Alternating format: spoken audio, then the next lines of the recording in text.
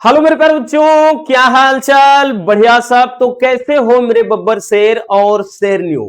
उम्मीद करते हैं आप सभी एकदम मस्त होंगे, स्वस्थ होंगे और लाजवाब तरीके से तैयारी भी कर रहे होंगे। प्यारे बच्चों, आज की ये वीडियो बहुत लाजवाब रहने वाली है क्योंकि आज के इस वीडियो में हम फिजिक्स के 14वें चैप्टर जो कि है भैया अर्धचालक तथा संधि डायोड, इसका वन शॉट सॉल्यूशन देखने वाले हैं। बहुत सारे बच्चों को ये जो चैप्टर है ना वो कठिन लगता है। ठीक है भैया, तो अगर आपको भी ऐसा लगता है तो इसमें अब टेंशन लेने की जरूरत नहीं है क्योंकि ये चैप्टर उस तरह से नहीं है जिस जैसा आप समझते हैं। बहुत प्यारा सा और बहुत सिंपल सा चैप्टर है। पहले थोड़ा डिफिकल्ट ये था कि भैया बहुत सारे टॉपिक और भी इन्वॉल्व थे, लेकिन वो सारे के सारे हटा दिए गए हैं। ठीक, तो अब ये चैप्टर मजेदार बन जाता है। और इतना बता दे भैया, इसमें 5 नंबर का एक क्वेश्चन 100% फिक्स है और साथ ही साथ इसमें शॉर्ट में भी 3 नंबर का, यानी 8 नंबर देकर जाएगा। ठीक, चलिए शुरू करते हैं। ठीक है, अर्धचालक तथा संधि डायोड ये चैप्टर है, लास्ट चैप्टर है। तो सबसे पहला जो टॉपिक है अपना, बिना देरी के शुरू करते हैं बबुआ। और किस तरीके से क्वेश्चन किया जाएगा ध्यान दीजिएगा, क्योंकि वन शॉट में हम बार बार ये चीज आपको बताते हैं बच्चों कि वन शॉट का मतलब केवल उन्हीं क्वेश्चन को देखना है जहां से क्वेश्चन आपके बोर्ड एग्जाम में आते हैं। तो पहला क्वेश्चन है कि ऊर्जा बैंड किसे कहते हैं। आएगा कि ठोसों में ऊर्जा बैंड क्या होता है।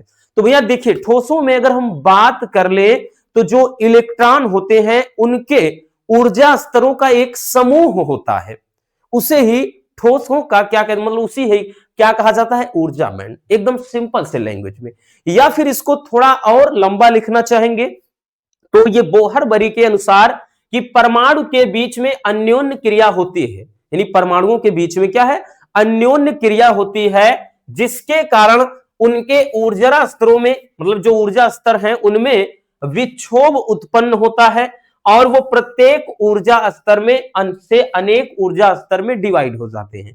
ठीक है, और इससे क्या है, एक बैंड का निर्माण होता है और उसी को कहा जाता है भैया ऊर्जा बैंड। ठीक है, या फिर हमने क्या बताया, आप इतना लंबा चौड़ा लिखना चाहें, वैसे भी इतना ये लंबा देखने में लग रहा है नहीं एक्चुअल में, क्योंकि यहां ये कहा गया कि भाई बोहर ने ये बताया कि परमाणु के बीच अन्योन्य क्रिया होती है और जिसके कारण क्या होता है, उनमें ऊर्जा स्तरों में विक्षोभ उत्पन्न होता है और प्रत्येक ऊर्जा स्तर क्या होता है बच्चों, अनेक ऊर्जा स्तरों में विभाजित हो जाता है। इससे एक बैंड का रूप, मतलब एक बैंड का निर्माण होता है जिसे ऊर्जा बैंड कहा जाता है। या फिर हमने यही बताया कि ठोसों में इलेक्ट्रॉनों के ऊर्जा स्तरों के समूह को ही ऊर्जा बैंड कहा जाता है। अगर आप कॉपी पेन लेकर बैठे हैं बबुआ तो ये एकदम सिंपल वाली परिभाषा लिख लीजिए और ये क्वेश्चन जब आएगा तो 1 नंबर में आएगा। और वैसे क्वेश्चन जो ज्यादा किया जाता है वो ये किया जाता है ऊर्जा बैंड के आधार पर चालक, अचालक, अर्धचालक की परिभाषा लिखिए। हर साल आता है लगभग, पिछले भी साल मतलब 2025 में भी ये आया हुआ है। ठीक है, अब यहां पे भैया ऊर्जा बैंड कितने प्रकार का होता है, क्योंकि ये बेसिक चीजें हैं बच्चों, बिना इनके जाने आप इस पूरे चैप्टर में कुछ नहीं समझ सकते, इतना याद रखना। ठीक है, तो ऊर्जा बैंड कितने टाइप का, 2 टाइप का। पहला है भैया संयोजी ऊर्जा बैंड और दूसरा है चालन ऊर्जा बैंड। तो देखिए संयोजी ऊर्जा बैंड क्या है भाई, परिभाषा अगर हमने बताया ना, आप लिखना चाहते हैं लिख सकते हैं। तो ऐसे ऊर्जा बैंड जिनमें संयोजक क्या होता है, इलेक्ट्रॉन, मतलब संयोजक क्या होते हैं, इलेक्ट्रॉनों के ऊर्जा स्तर पर होते हैं। या फिर इनमें इसको कहेंगे कि ऐसे ऊर्जा स्तर जिनमें चालक क्या है, इलेक्ट्रॉनों के ऊर्जा स्तर पर होते हैं, तो वो चालन ऊर्जा बैंड। तो ये 2 ऊर्जा बैंड हैं, इनकी परिभाषा आप लिखो या ना लिखो कोई मतलब नहीं, बस जानते रहो कि जो ठोस होते हैं उनमें भाई जो ऊर्जा बैंड होते हैं वो संयोजक ऊर्जा बैंड होते हैं और एक चालन ऊर्जा बैंड होता है। इतना याद रखना बबुआ। ठीक, चलिए भैया स्क्रीनशॉट कर लीजिए बच्चों, फिर हम आगे चलते हैं। तो ये तो रहा ऊर्जा बैंड। ठीक, तो समझ में आ गया कि ऊर्जा बैंड क्या है और ऊर्जा बैंड कितने प्रकार का, क्योंकि ये तो केवल ट्रेलर है, ट्रेलर से भी कम है, टीजर आता है ना ट्रेलर के पहले, वो है। ठीक, नोट कर लीजिए। हो गया, चलिए आगे देखते हैं भैया। अब यहां से शुरू होता है, ठीक है भैया, कि ऊर्जा बैंड के आधार पर ठोसों के प्रकार की व्याख्या कीजिए।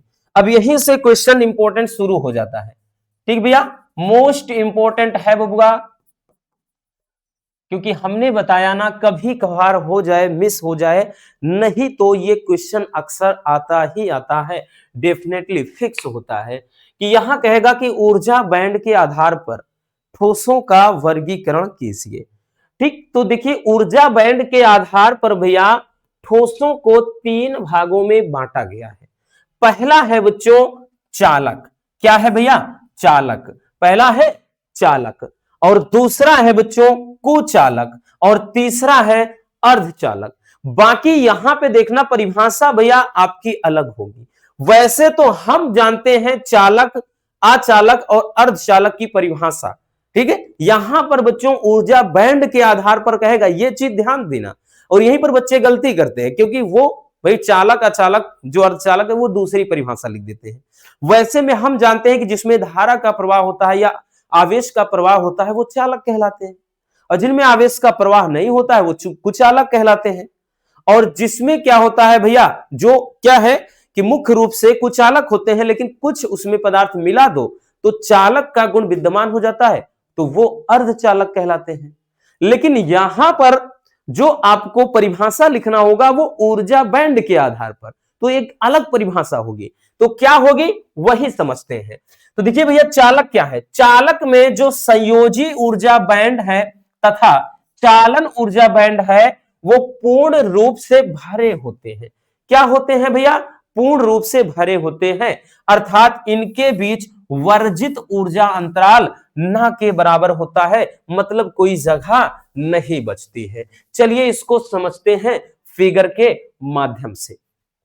मतलब भैया हम एक ले लेते हैं, जैसे ये एक हमने क्या लिया, चालन ऊर्जा बैंड, और एक ले लिया भैया संयोजी ऊर्जा बैंड, ठीक, चालन ऊर्जा बैंड, और यहां पे संयोजी वाले का ध्यान देना, इसका नाम लिख दिया कि इसमें क्या है, ये संयोजी ऊर्जा बैंड है, ठीक। और संयोजी ऊर्जा बैंड को इसको थोड़ा डैश डैश से दर्शा देते हैं, ठीक है, डैश डैश से दर्शा देते हैं भैया, यहां पे ये बिंदी संयोजी, और ये चालन वाला है, इसको एकदम साफ सुथरा।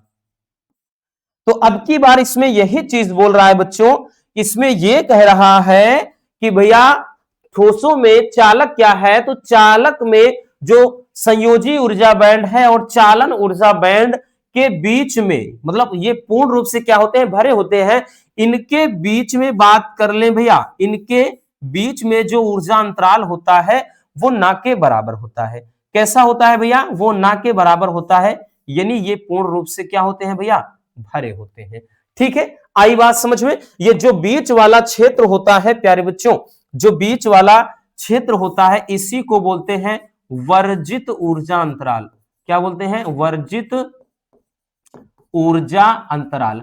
अब वर्जित ऊर्जा अंतराल की भी परिभाषा एक नंबर में कभी कभार पूछ लेता है कि वर्जित ऊर्जा अंतराल क्या है, तो भैया हम ये कह सकते हैं कि चालन ऊर्जा बैंड तथा संयोजी ऊर्जा बैंड के बीच का वह स्थान या के बीच की वह सीमा जहां पर कोई इलेक्ट्रॉन ना हो।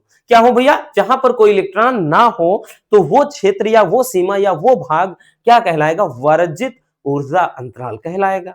आई बात समझ में। चलिए भैया अब उसके बाद अगले आ जाते हैं कि कुचालक या अचालक क्या होता है। कुचालक या अचालक क्या होता है इसको समझते हैं।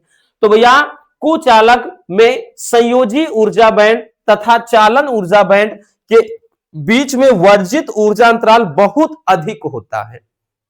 क्या होता है भैया, बहुत अधिक होता है, ठीक है, तब वो क्या कहलाएगा, कुचालक। या फिर ऐसे हमने बताया ना कि जो कुचालक होते हैं इसमें संयोजी ऊर्जा बैंड तथा चालन ऊर्जा बैंड के बीच में जो वर्जित ऊर्जा अंतराल वो बहुत अधिक होता है, ठीक। जैसे फॉर एग्जांपल यहां पर प्यारे बच्चों अब हम सेट करते हैं ये, और यहां पे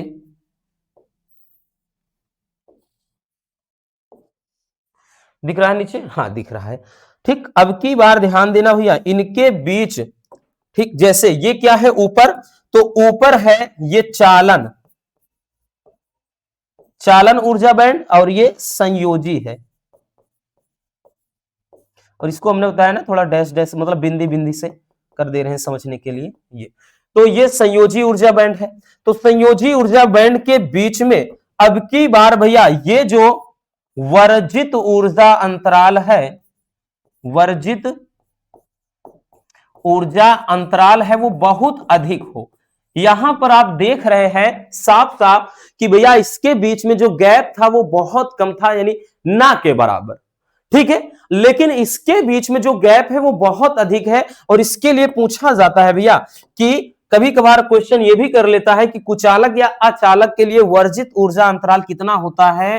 तो प्यारे बच्चों याद रखना, इसमें ई का जो मान होता है भैया वो कितना होता है, वो 3 इलेक्ट्रॉन वोल्ट होता है, ठीक है। इसके लिए वर्जित ऊर्जा अंतराल 3 इलेक्ट्रॉन वोल्ट होता है, ठीक। तो ये क्या हो गया, ऊर्जा बैंड के आधार पर चालक और कुचालक, ठीक। इसके बाद चलिए देखते हैं अर्धचालक। तो प्यारे बच्चों पहले इतना स्क्रीन शॉट कर लीजिए, फिर हम आगे चलते हैं।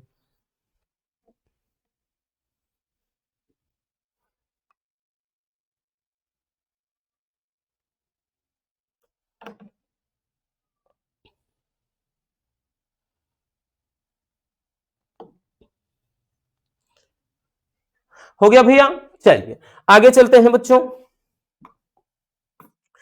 अगला है अर्धचालक। अर्धचालक क्या है, देखिए अर्धचालक क्या होते हैं भैया, अर्धचालक यानी अर्धचालक में हम यूं कह सकते हैं ऐसे ठोस पदार्थ, क्योंकि यहीं पर कह रहा ना कि ऊर्जा बैंड के आधार पर ठोसों का वर्गीकरण, तो हम ऐसे कह सकते हैं ऐसे ठोस पदार्थ जिसमें संयोजी ऊर्जा बैंड तथा चालन ऊर्जा बैंड के बीच वर्जित ऊर्जा अंतराल बहुत कम होता है। यानी अब की बार क्या होता है, बहुत कम होता है, ठीक है, होता है लेकिन बहुत कम होता है। जैसे में प्यारे बच्चों यहां पे अब की बार थोड़ा हम बनाएंगे,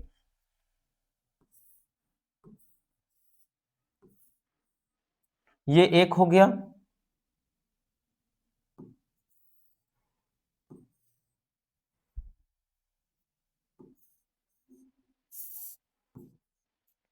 ठीक है। तो एक को अपन मान लेते हैं कि भैया क्या है ये, क्या है, चालन ऊर्जा बैंड, और एक है संयोजी ऊर्जा बैंड, संयोजी ऊर्जा बैंड, इसको डैश डैश से दर्शा देते हैं। अब इसके बाद भैया यहां पर कह रहा है कि अब की बार इनके बीच में जो ये क्या कहते हैं ऊर्जा अंतराल हो, ठीक, ये वर्जित ऊर्जा अंतराल है, अब की बार थोड़ा कम है, वर्जित ऊर्जा अंतराल, वर्जित ऊर्जा अंतराल थोड़ा कम हो, ठीक है। क्योंकि आपने जो देखा कुचालक में उसमें और ज्यादा गैप था, लेकिन यहां जो गैप है उससे थोड़ा कम है, ठीक है।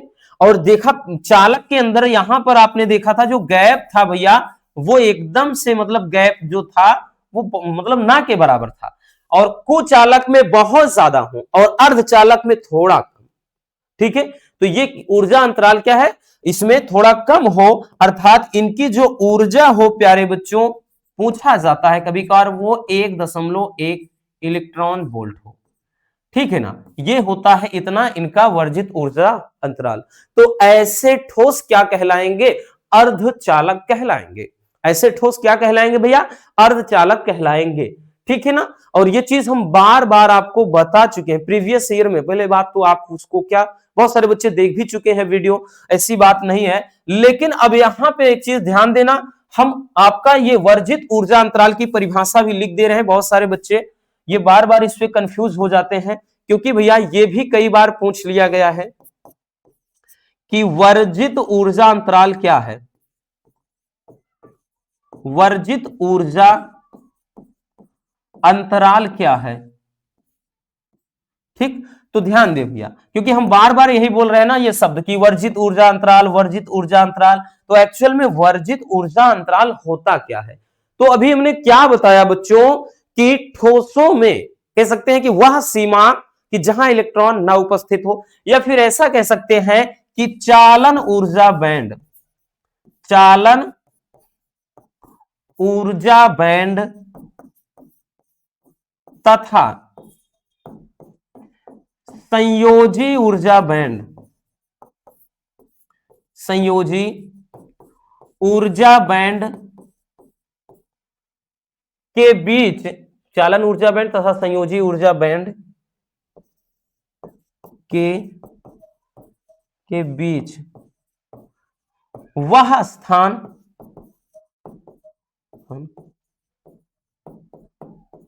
जहां इलेक्ट्रॉन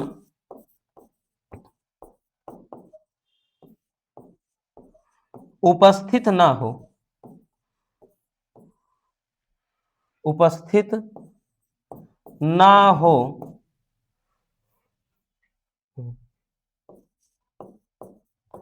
उसे उसे क्या कहते हैं भैया? वर्जित ऊर्जा अंतराल कहते हैं, उसे वर्जित ऊर्जा अंतराल कहते हैं।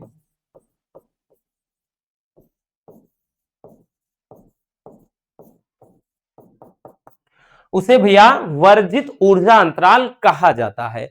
आई बात समझ में बच्चों? चलिए नोट कर लीजिएगा बबुआ, फिर हम आगे चलते हैं।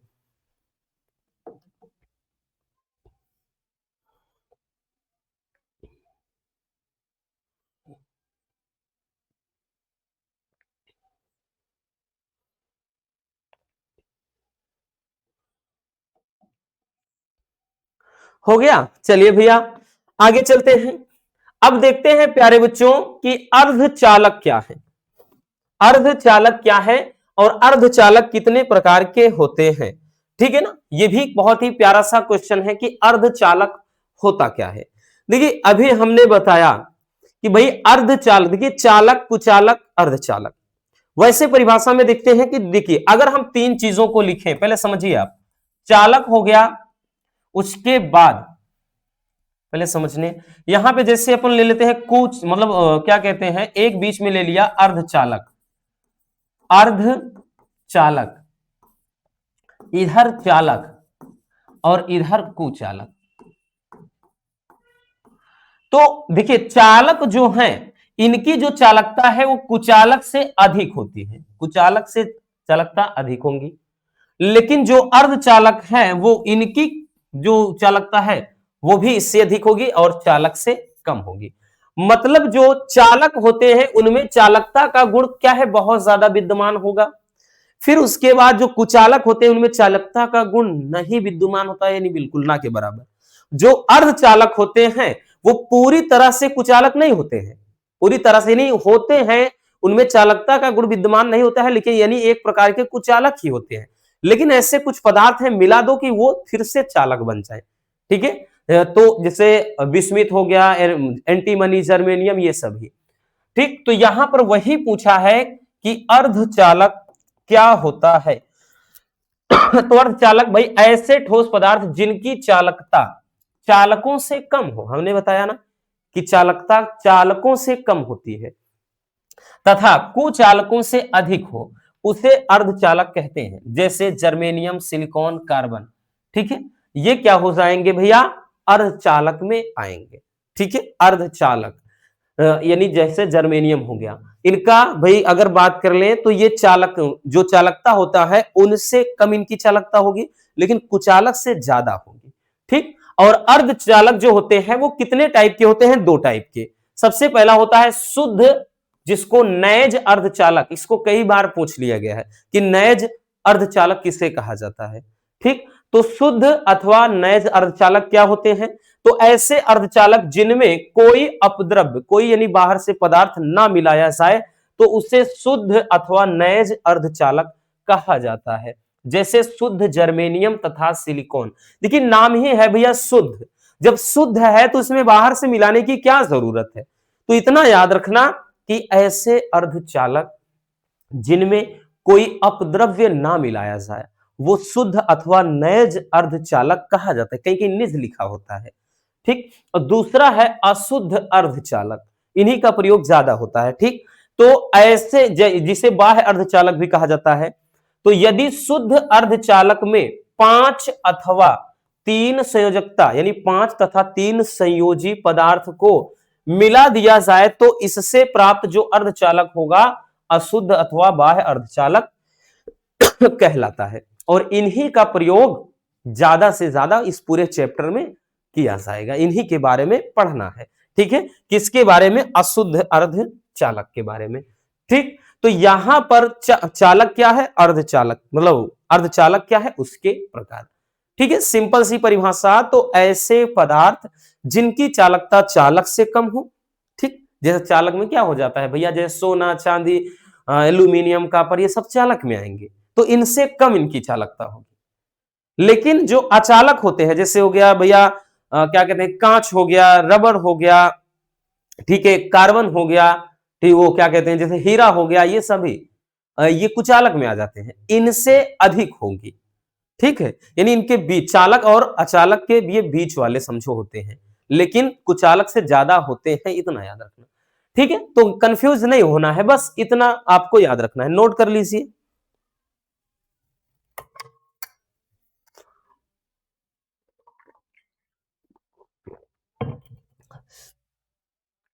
हो गया ना? आगे चलते हैं, अगला देखते हैं भैया, पी प्रकार तथा एन प्रकार अर्धचालक कैसे बनते हैं। यही आपका मोस्ट इंपोर्टेंट क्वेश्चन है। ठीक, कैसे बनाते नहीं, कैसे बनते हैं, ये भैया आपका मोस्ट इंपोर्टेंट क्वेश्चन है, याद रखना बबुआ। ठीक, कि पी प्रकार तथा एन प्रकार अर्धचालक कैसे बनते हैं, ये कई बार पूछा गया, कई क्या लगभग हर साल पूछा जाता है। ठीक, तो सबसे पहले अपन जानते हैं पी प्रकार के अर्धचालक। ऐसे हिंदी में पी प्रकार ना देकर पी टाइप, टाइप जो है प्रकार, यानी पी टाइप होता है, पी टाइप अर्धचालक। ठीक है, ऐसे देगा भैया पी टाइप, लेकिन इसको ऐसे हिंदी में ही दे देगा पी टाइप अर्धचालक क्या है, तो याद रखना। तो चलिए समझते हैं कि पी टाइप अर्धचालक होते क्या हैं। देखिए, जब शुद्ध अर्धचालक में 3 संयोजकता वाले पदार्थ जैसे एल्यूमिनियम, बोरान आदि को मिलाया जाए तो इससे प्राप्त जो अर्धचालक है उसे पी प्रकार का अर्धचालक कहेंगे। देखिए, अभी हमने यही तो पढ़ा भाई, शुद्ध अर्धचालक एक पढ़ा और एक भैया अशुद्ध अर्धचालक, जिसको बाह्य अर्धचालक कहा गया। तो जब शुद्ध अर्धचालक में क्या, तो 3 संयोजकता वाले तत्व को, इतना ही याद रखना, जब 3 संयोजी तत्व को मिला दिया जाए बच्चों, तब वो जो पदार्थ बनेगा, यानी जो अर्धचालक बनेगा, उसे पी टाइप यानी पी प्रकार के अर्धचालक कहते हैं। इनमें जो बहुसंख्यक होता है आवेशवाहक, वो कोटर होता है। ठीक है, कोटर या विवर या होल जो होता है, और अल्पसंख्यक आवेशवाहक इलेक्ट्रॉन होता है। और ये बहुविकल्पी में उठा के आप पेपर देख लो, ऐसा कोई साल नहीं गया जब ये क्वेश्चन ना आए हो।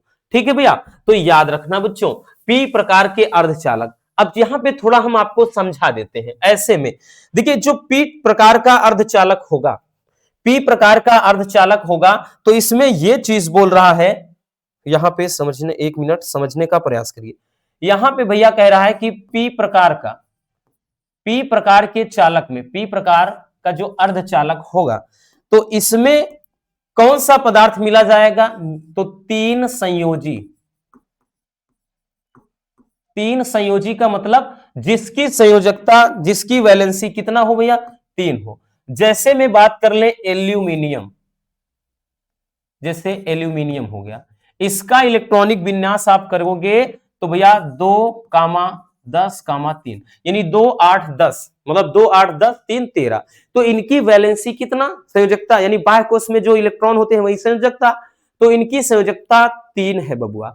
तो जब 3 संयोजकता वाले तत्व को मिलाएंगे तभी जाकर के भैया पी प्रकार का अर्धचालक बनेगा। जैसे बोरान ले लो, तो भैया यहाँ पे बोरान ले लिया, मतलब हम ले लिए, तो 2 कामा कितना होता है, 5, सॉरी इसका 7 होता है, 7 नहीं 5 होता है, तो 2 कामा 3।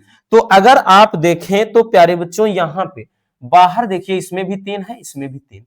तो सीधी सी बात है कि जब हम 3 संयोजकता वाले तत्व को मिलाएंगे तब जो अर्धचालक बनेगा, याद रखना, वो पी। और इसमें भैया आपको कंफ्यूज करने के लिए बार बार बता दे रहे, क्वेश्चन ये किया जाता है।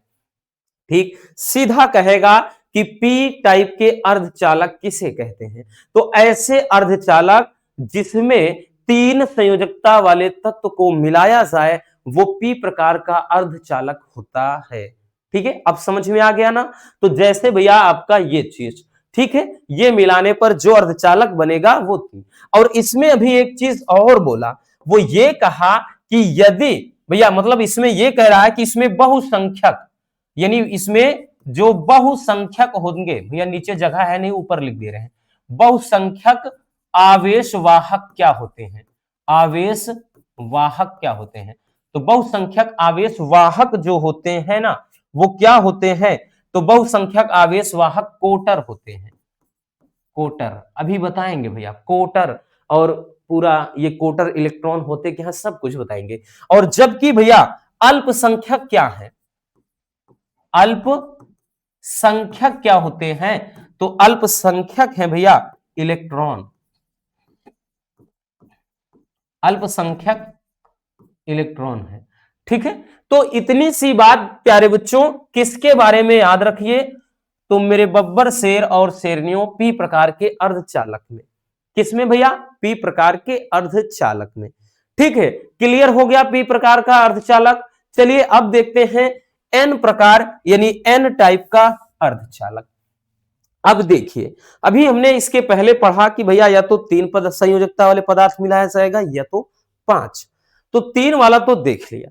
अब एन प्रकार का जो अर्धचालक है, तो भैया जब शुद्ध अर्धचालक में 5 संयोजकता वाले पदार्थ, जैसे कि भाई 5 वैलेंसी जिसकी हो, जैसे एंटीमनी, बिस्मिथ, ठीक है, आदि को मिलाते हैं, फास्फोरस भी हो गया, तो इससे प्राप्त अर्धचालक को एन प्रकार का अर्धचालक कहा जाता है।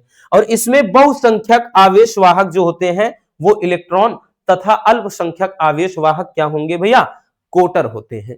ठीक, तो मतलब यहां पे जो लिखा गया है उसी का पूरा भैया आप यूं समझिए, यहां पे हमें देखना है पी प्रकार, सॉरी पी प्रकार हो गया एन प्रकार, एन प्रकार।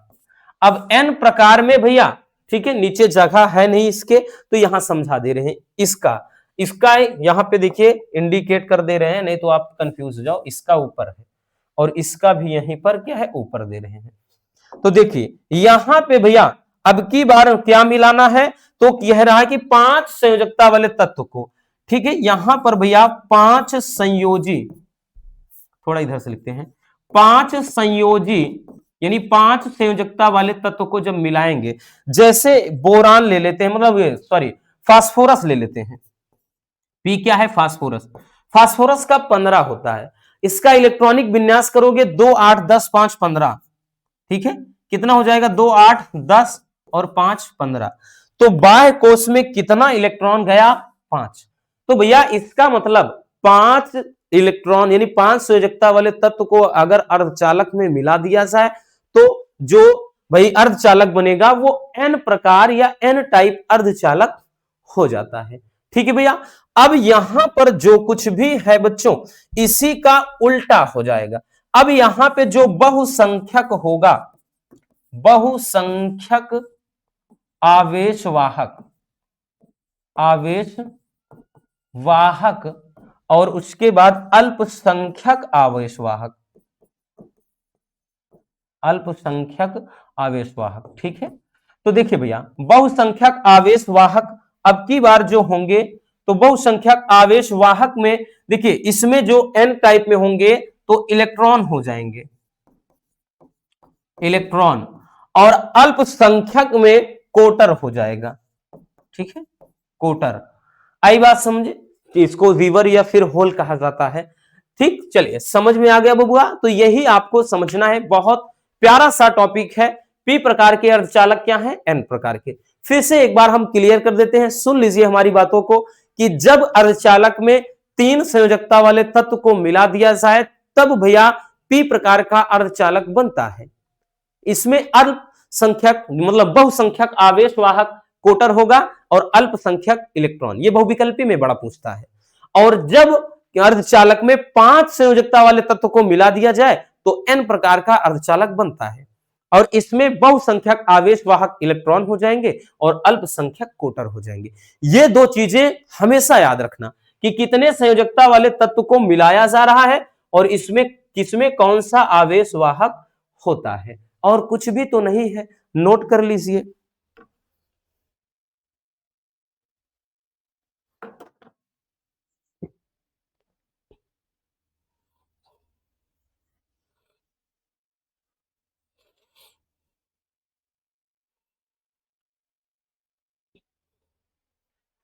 हो गया भैया, चलिए आगे चलते हैं बबुआ। अगला क्वेश्चन, पीएन संधि किसे कहते हैं? तो पीएन जंक्शन क्या है भैया? ये भी बहुत प्यारा सा क्वेश्चन है, ठीक है, ये भी इंपॉर्टेंट है। अभी मोस्ट इंपॉर्टेंट तो पूरे के पूरे बचे ही हैं, जो 5 नंबर में पूछे जाते हैं और 3 नंबर में, ठीक है। चलिए देखते हैं, ये तो अभी शॉर्ट वाले चल रहे हैं। देखो पीएन संधि किसे कहा जाता है? तो देखिए भैया, पीएन संधि डायोड, मतलब पीएन संधि डायोड क्या होता है, पीएन जंक्शन डायोड क्या होता है कि पीएन संधि डायोड एक मूल अर्धचालक युक्ति होती है, ठीक। यह एक ऐसा अर्धचालक होता है जिसमें पी जो प्रकार का क्रिस्टल तथा एन प्रकार का क्रिस्टल, यानी दोनों क्या है, मतलब जुड़ा होता है, ठीक है। इन्हें क्या है, एक विशेष विधि द्वारा जोड़कर बनाया जाता है। इस संधि को पीएन संधि कहते हैं, ठीक है। यानी पीएन संधि डायोड एक ऐसा, अगर बात कर लें तो पीएन संधि डायोड एक ऐसी युक्ति है या साधन है जिसमें इसमें पी टाइप जो क्रिस्टल है और एन टाइप क्रिस्टल दोनों को जोड़ करके बनाया जाता है। और भैया जब जोड़ने के बाद यानी पी क्षेत्र और एन क्षेत्र को जोड़ेंगे तो उसका नाम रख देते हैं पीएन संधि, ठीक है। क्या नाम रख दिया जाता है भैया? पीएन संधि। चलिए इसको समझते हैं। जैसे भैया यहां पे हम बना लेते हैं एक, ठीक, यहीं पर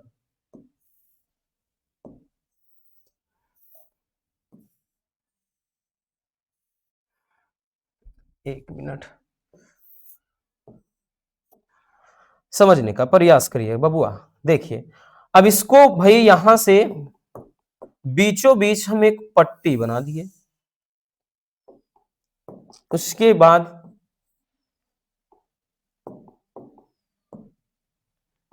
एक मिनट भैया,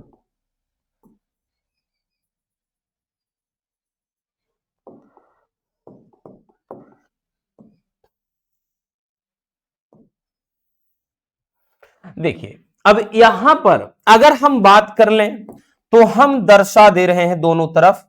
एक तरफ भाई इसे मान लेते हैं ये पी क्षेत्र है और ये क्या है, एन क्षेत्र है। और ये जो बीच में है, ये जो बीच में है इसी का जो नाम है भैया, यानी यही क्या है, पीएन जंक्शन अर्थात पीएन संधि। यही क्या है, पीएन संधि। और ये पूरा का पूरा एक जो डायोड बनता है पीएन संधि डायोड। और एक चीज ध्यान देना, यहां पर पूछा जाता है, यानी ये तो पीएन संधि हो गया, और इसी को क्योंकि यहां पे पीएन संधि को ही ये जो पूरी की पूरी दूरी होती है भैया, ये इसको नाम दिया जाता है अवक्षय परत। क्या कहते हैं प्यारे बच्चों? अवक्षय परत, अवक्षय परत, ठीक है। पूरा का पूरा भैया ये कहलाता है अवक्षय परत। और उसके बाद इसके बीच में एक विभव स्थापित होता है जिसे कहा जाता है विभव प्राचीर। क्या कहा जाता है भैया? जिसे कहा जाता है विभव प्राचीर, विभव प्राचीर।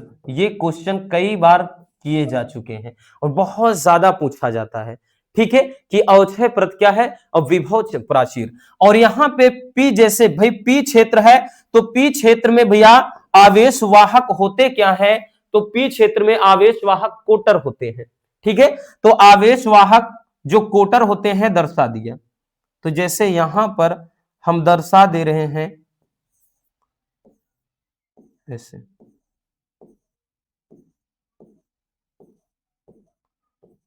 इनको होल भी कहा जाता है।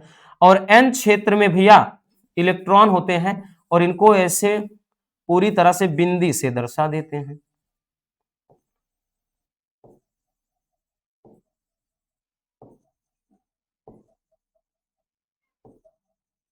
ठीक है, ऐसे ही। एक मिनट भाई, थोड़ा पानी पी लें, गला सूख रहा है।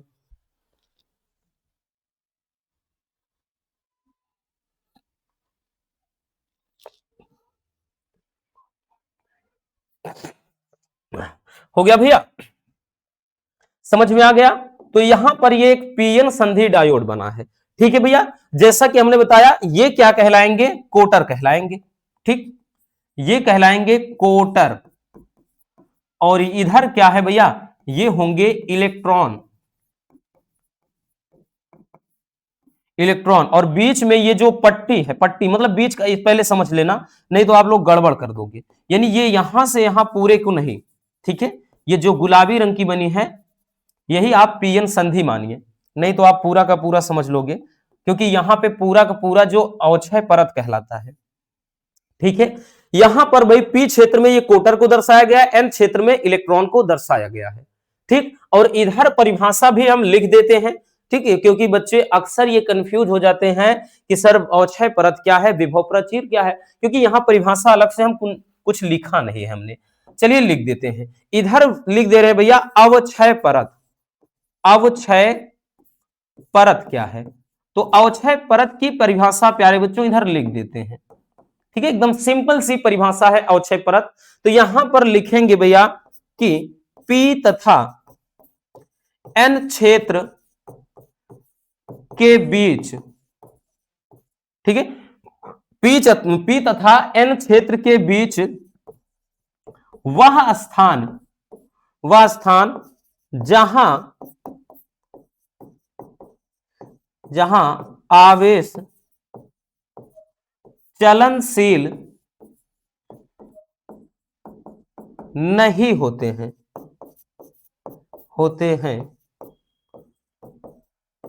उसे विभव प्राचीर कहते हैं। उसे विभव प्राचीर कहते हैं, यानी ये यहां पर इलेक्ट्रॉन चलनशील, आवेश यानी चलनशील ना हो, विभव प्राचीर कहलाता है वो स्थान। अब इधर क्या है भैया? इधर मतलब अवक्षय परत, या क्या लिख दिया भैया? अवक्षय परत कहते हैं, उसे अवक्षय परत कहते हैं, यानी वो स्थान अवक्षय परत कहलाएगा। और इधर भैया अब विभव प्राचीर की परिभाषा लिखना है। विभव प्राचीर, अब विभव प्राचीर क्या होता है प्यारे बच्चों? तो पीएन संधि, पी एन संधि के विभव को,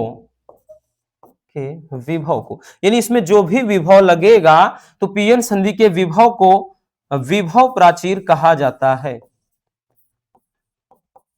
विभव प्राचीर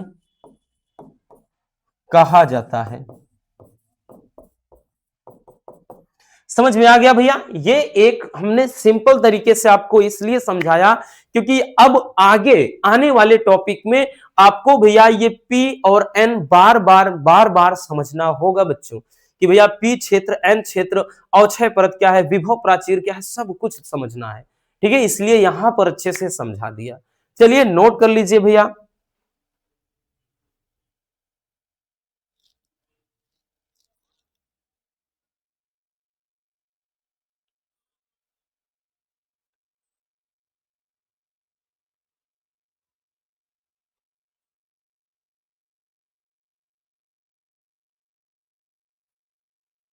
हो गया भैया? समझ में आ गया ना? तो ये दोनों चीजें याद रखना कि अवक्षय परत क्या है, विभव प्राचीर। अवक्षय परत में पी तथा एन क्षेत्र के बीच वह स्थान जहां आवेश चलनशील, आवेश यानी आवेशवाहक, आवेश अकेले नहीं, आवेशवाहक, आवेशवाहक का मतलब कोटर और इलेक्ट्रॉन, ठीक है, ये चलनशील ना हो तो वो स्थान मतलब क्या कहलाएगा? अवक्षय परत। और पीएन संधि के बीच का जो विभव होगा, विभव प्राचीर। चलिए आगे चलते हैं। आगे जो टॉपिक है कि पीएन संधि डायोड में विद्युत धारा का प्रवाह कैसे होता है। देखिए एक अलग अलग तरीके से बताया है। ठीक है, विगत ईयर में हर साल हम ऐसे बताते हैं ताकि कितना भी कमजोर बच्चा क्यों ना हो आराम से समझ जाए। तो भैया देखिए पीएन संधि डायोड में विद्युत धारा का प्रवाह कैसे होता है ये आपको समझना है। ठीक है, धारा का प्रवाह, तो यहां पे याद रखना बच्चों, पी एन संधि डायोड में धारा का प्रवाह दो रूपों में होता है।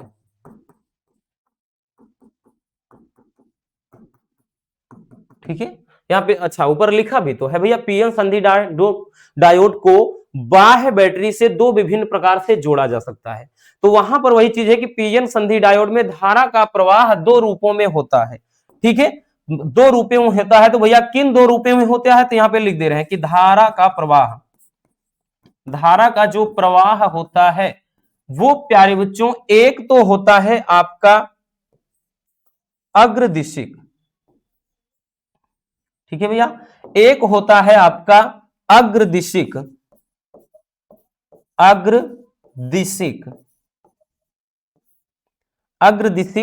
या इसी को कहा जाता है अग्र अभिनत या अग्र अभिनत, और दूसरा होता है पश्च दिशिक या उत्क्रम अभिनत। उत्क्रम अभिनत।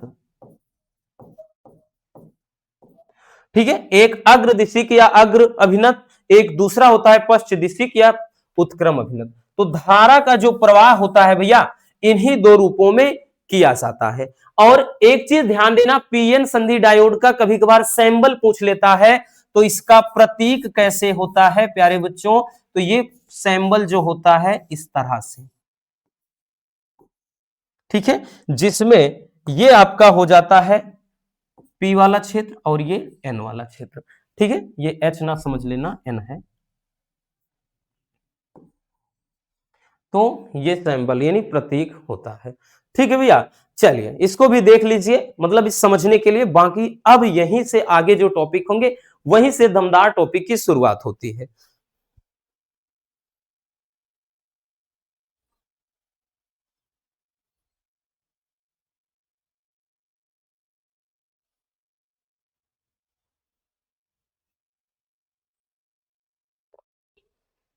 हो गया ना।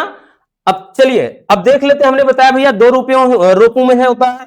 ठीक है, एक होता है आपका अग्र अभिनत, दूसरा होता है पश्च अभिनत। और ये टॉपिक आपको बता दें भैया, ये टॉपिक जो है ना मोस्ट इंपॉर्टेंट है, और अक्सर भैया ये जब भी आएगा और आता है उसमें पूछने की जरूरत नहीं, ये कितने नंबर का है, तो 3 नंबर वाला टॉपिक है। ठीक है, तो यहां पर ये नहीं पूछेगा कैसे जोड़ा जाता है, कैसे पूछेगा चलिए हम बताते हैं, आगे देखते हैं। तो डायरेक्टली क्वेश्चन कहेगा पीएन संधि डायोड को अग्र अभिनत में कैसे जोड़ा जाता है, या पीएन संधि डायोड अग्र दिशिक में या अग्र अभिनत में कैसे काम करता है। चलिए देखते हैं। ठीक, तो सबसे पहला है अग्र अभिनत या अग्र दिशिक। ठीक है, बहुत प्यारा सा लाजवाब सा टॉपिक है। चलिए एक बार आपको समझना है, बस एक बार दिल लगा करके, मन लगा करके, फिर दोबारा किसी टॉपिक को आपको अदर कहीं जगह से देखने की जरूरत ही नहीं है। ठीक है, चलिए समझते हैं भैया। यहां पे सबसे पहले अपन हम क्या करते हैं, पीएन जंक्शन पूरा का पूरा बना लेते हैं।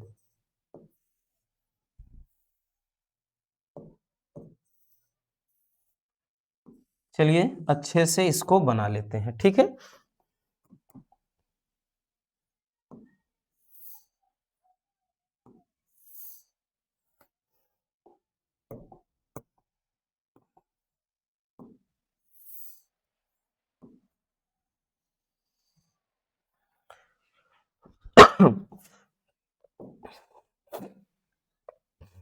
देखिए भैया, अब यहां पर ये अगर पी क्षेत्र है,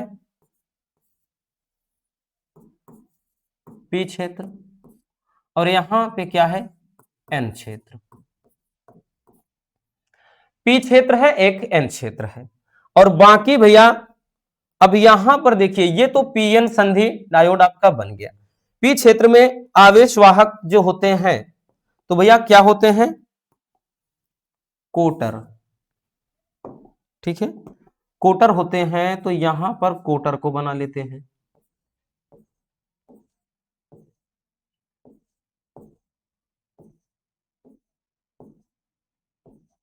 बना लिया। और इसमें क्या होते हैं, तो इलेक्ट्रॉन होते हैं। इसमें क्या होते हैं भैया, इलेक्ट्रॉन होते हैं।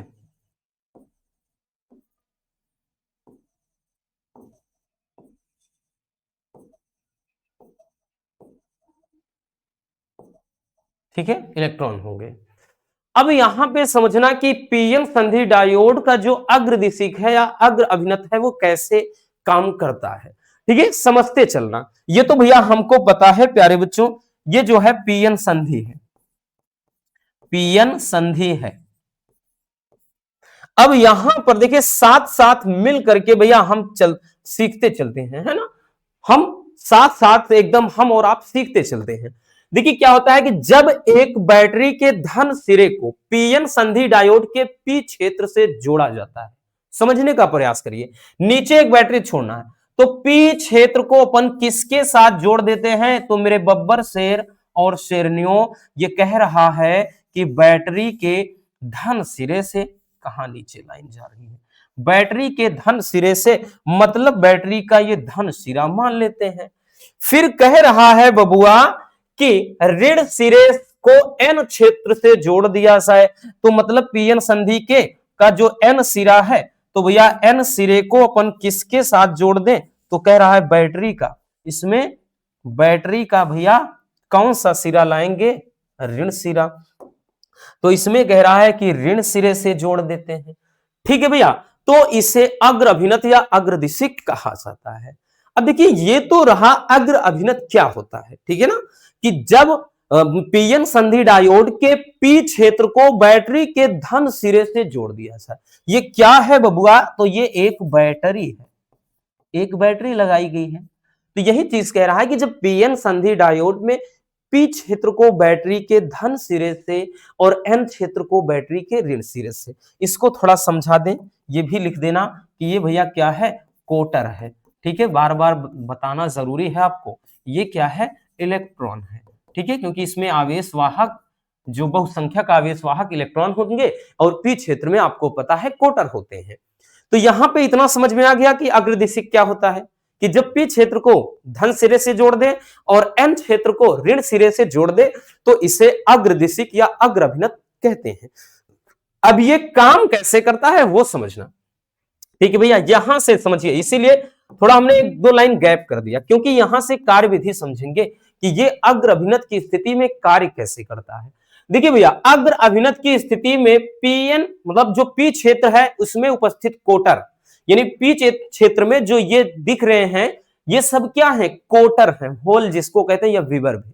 ठीक है, तो पी क्षेत्र में उपस्थित कोटर तथा एन क्षेत्र में उपस्थित इलेक्ट्रॉन संधि की ओर चलने लगते हैं, यानी संधि की तरफ क्या है, चलने लगते हैं, तथा संधि को आर पार मतलब संधि के क्या है, संधि से हो करके ये बहुसंख्यक आवेश वाहक जो है इनका वितरण होने लगता है। ठीक है, एवं संधि को पार करके ये आपस में संयोग कर लेते हैं और इसमें धारा का प्रवाह होने लगता है। ठीक है, नहीं समझ में आया, समझने का प्रयास करिए। इसमें कह क्या रहा है कि भैया जब हम पी क्षेत्र को बैटरी के धन सिरे से जोड़ देंगे और एन क्षेत्र को ऋण सिरे से जोड़ देंगे, फिर उसके बाद करते क्या है कि इसमें पी क्षेत्र में जो कोटर होते हैं ये जो दिख रहे हैं और एन क्षेत्र में जो इलेक्ट्रॉन होते हैं ये क्या करते हैं, संधि की ओर चलने लगते हैं। तो इनकी दिशा हम समझा दे रहे हैं, ये क्या है, संधि की तरफ, यानी इस तरफ संधि की तरफ क्या है, चलने लगेंगे। ठीक है भैया, इनकी दिशा इस तरफ रहेगी,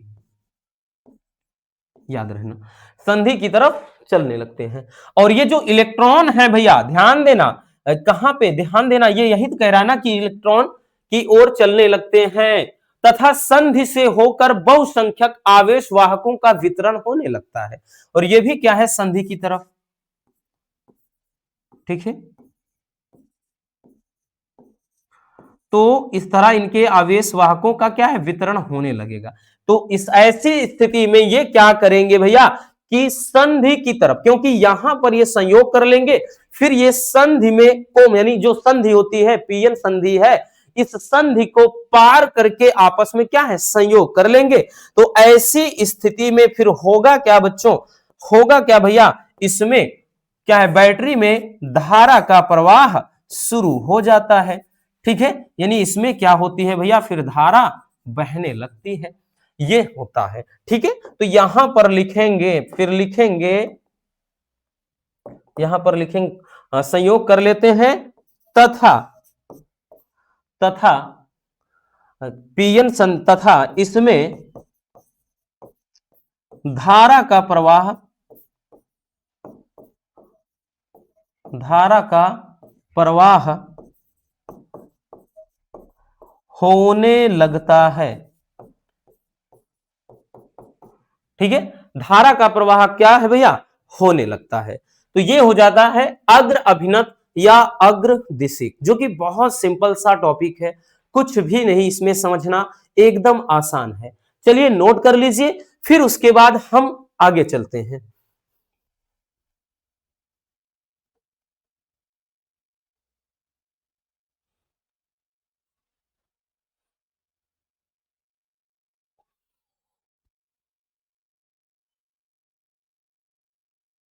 हो गया भैया, चलिए आगे देखते हैं। तो याद रखना, इसमें अपने माइंड में बस एक बात स्टोर कर लेना कि अग्र अभिनत की स्थिति में पीएन संधि डायोड में धारा का प्रवाह होता है। क्योंकि भैया यहां पर वही चीज कह रहा है ना, कुछ ऐसा नहीं रटना, ये सब रटने की जरूरत नहीं, बस इतना याद रखना कि जब पी क्षेत्र को बैटरी के धन सिरे से, एन क्षेत्र को बैटरी के ऋण सिरे से जोड़ देते हैं, तो होता क्या है, पी क्षेत्र संधि की तरफ जाने लगते हैं, यानी पी क्षेत्र में उपस्थित कोटर संधि की तरफ चलने लगते हैं, और एन क्षेत्र के इलेक्ट्रॉन भी संधि की तरफ आने लगते हैं, और एक दूसरे को यानी संधि को पार करके आपस में संयोग कर लेते हैं। तो ऐसी दशा में इस संधि डायोड में धारा का प्रवाह होने लगता है, बस और कुछ भी नहीं करना, ये तो आप खुद से लिख सकते हो। चलिए भैया आगे देखते हैं।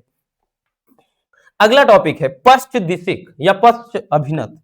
पश्च अभिनत लिखो या पश्च दिशिक, ऐसा आएगा कि पीएन संधि डायोड में पश्च दिशिक कैसे काम करता है। ठीक है, या पीएन संधि डायोड को बोलेगा पश्च दिशिक की स्थिति में दर्शाइए। ठीक, या कहेगा कि पीएन संधि डायोड में धारा का प्रवाह मतलब पश्च दिशिक के रूप में कैसे होता है। आज लैंग्वेज से बड़ा मतलब उल्टा सीधा निकल रहा है, पता नहीं क्या हो गया है भैया। चलिए, यानी जुबान लड़खड़ा रही है, ठीक है, बस हम ही संभल रहे हैं और क्या। देखिए भैया, जो पश्च अभिनत है या पश्च दिशिक, इसको भी समझते हैं बहुत सिंपल तरीके से। तो पहले अपना भाई जो काम है वो कर लेते हैं, बना लेते हैं भैया पीएन जंक्शन को, पहले पीएन संधि डायोड को ही बना लेते हैं ना, क्या दिक्कत है बबुआ, बना लेते हैं भैया इसको। चलिए बना लिया,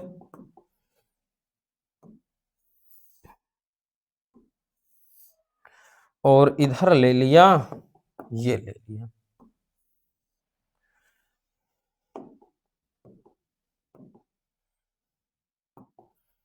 ये क्या है भैया, पी क्षेत्र है, और इधर क्या है प्यारे बच्चों, एन क्षेत्र है। ठीक है, और इसमें क्या है, पी क्षेत्र में आवेश वाहक, बहुसंख्यक आवेश वाहक क्या हो, कोटर है। इसमें क्या होते हैं, बहुसंख्यक आवेश वाहक क्या है भैया, इलेक्ट्रॉन है।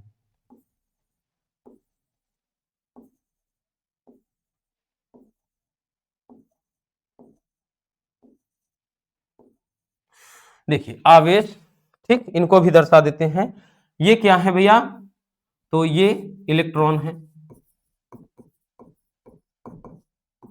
ठीक, और ये क्या है, कोटर है। अब तो आपके दिमाग में एकदम बढ़िया से छप रहा होगा, है ना भैया, समझ में आ रहा ना, मजा आ रहा है ना, एकदम दबा के ऐसे ही मजेदार तरीके से अच्छे से सीखते चलिए। और ये क्या है भैया, तो ये है पीएन संधि, पीएन संधि है। अब समझने का प्रयास करिएगा यहीं से। अब देखिए भैया, पीएन जो संधि होती है वो पश्च दिशिक के रूप में कैसे काम करता है। देखिए, जब संधि डायोड का पी क्षेत्र संधि डायोड का जो पी क्षेत्र है वो बाह्य बैटरी के ऋण सिरे से जुड़ा जाए।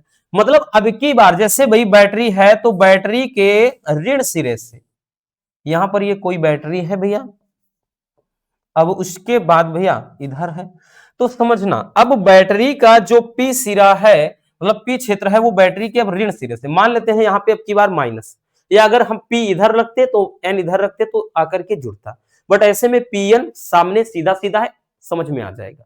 ठीक है, आप क्या है सिरा बदल दीजिए, बस यहां इसको अब की बार माइनस बदल दीजिए, माइनस कर दीजिए। तो यही तो कह रहा है कि यदि पीएन संधि डायोड में भैया जो पी क्षेत्र है बबुआ वो क्या है बैटरी के, यानी जो बाह्य बैटरी लगी हुई है क्या ये बैटरी है, तो बैटरी के ऋण सिरे से और उसके बाद भैया जो एन क्षेत्र को, जो एन क्षेत्र है एन क्षेत्र को वो बैटरी के धन सिरे से जोड़ दिया जाए।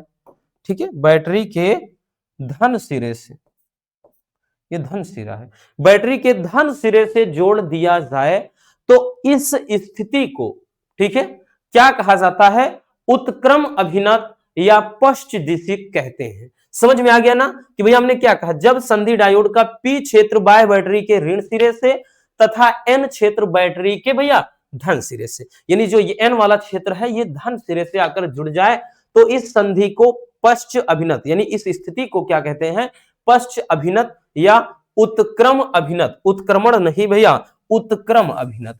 ठीक है, उत्क्रम अभिनत कहा जाता है। ठीक, ये तो रहा भैया उत्क्रम अभिनत की स्थिति। अब ये काम कैसे करेगा, क्या होता है उत्क्रम अभिनत में, चलिए वो समझते हैं। देखिए बच्चों इसमें होगा क्या भैया, बस समझने का प्रयास ये करना है कि पश्च अभिनत में भाई पी क्षेत्र में जो कोटर होते हैं, पी क्षेत्र में ये क्या है कोटर है, और एन क्षेत्र में क्या है भैया इलेक्ट्रॉन होते हैं। जो पी क्षेत्र में कोटर है तथा एन क्षेत्र में जो इलेक्ट्रॉन है ये दोनों अब की बार भैया क्या होते हैं, आपस में ये दूर भागते हैं। ठीक है, एक मिनट भाई,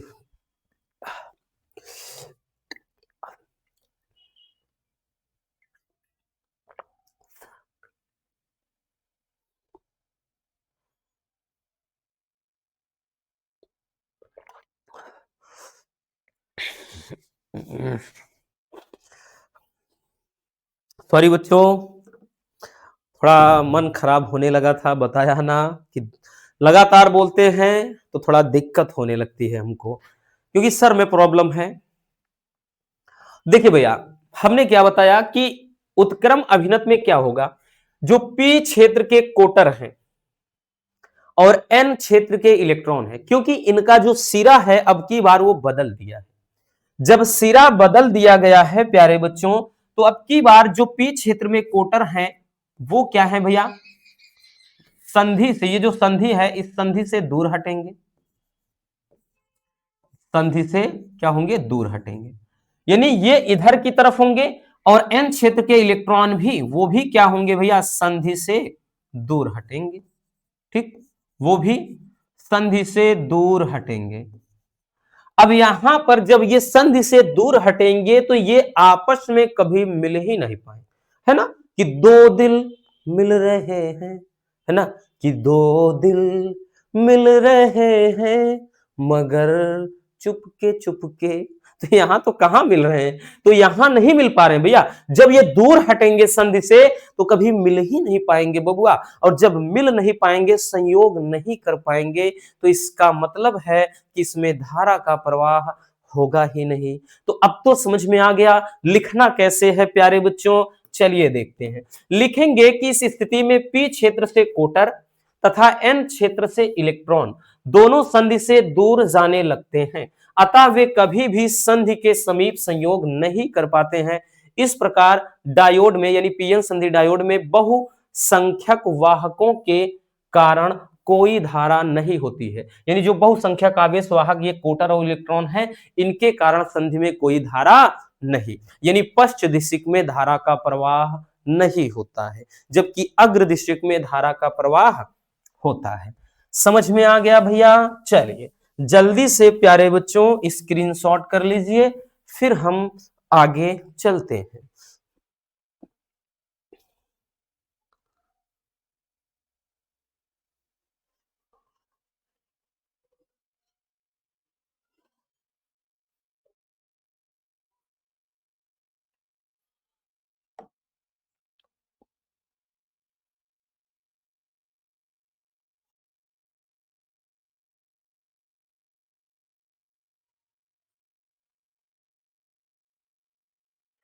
हो गया भैया। चलिए आगे चलते हैं।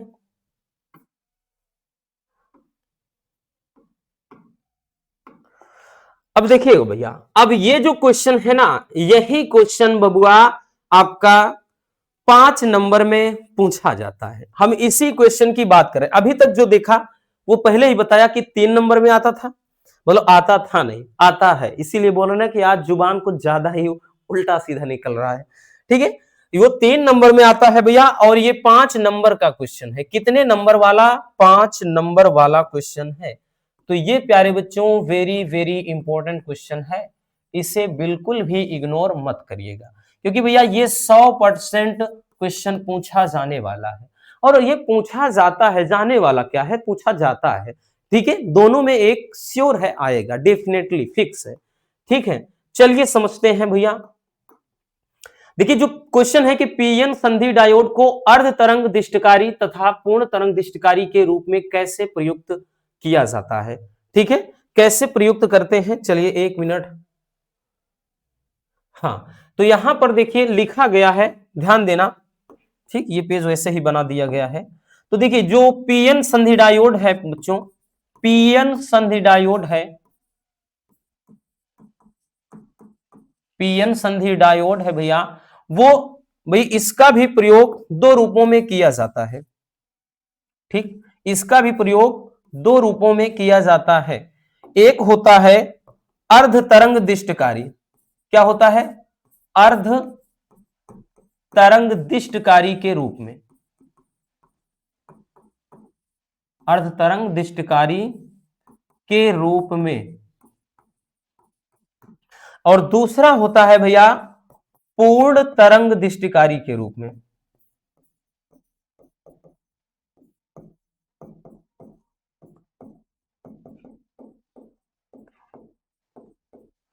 पूर्ण तरंग दिष्टकारी के रूप में। ठीक, जो पीएन संधि डायोड को अर्ध तरंग दिष्टकारी और पूर्ण तरंग दिष्टकारी के रूप में प्रयुक्त कैसे करते हैं। ठीक, तो हमने बता दिया कि यहां पर ये दिया गया है।